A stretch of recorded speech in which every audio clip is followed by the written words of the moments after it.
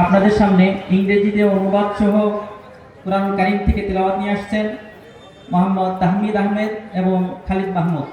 মোহাম্মদ তাহমিদ এবং Khalid Mahmud.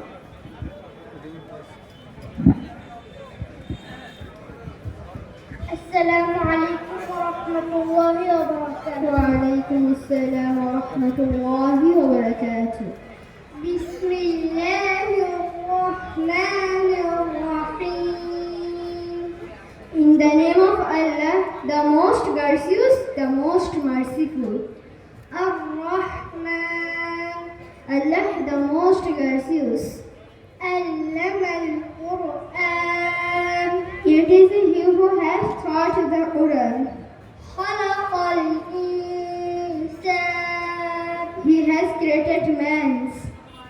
علمه البيان, He has taught him speak.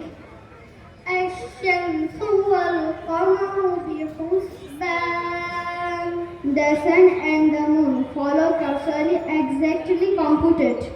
والنجم والشجر يسجدان, and the herbs and the trees both alike prostrate in adoration.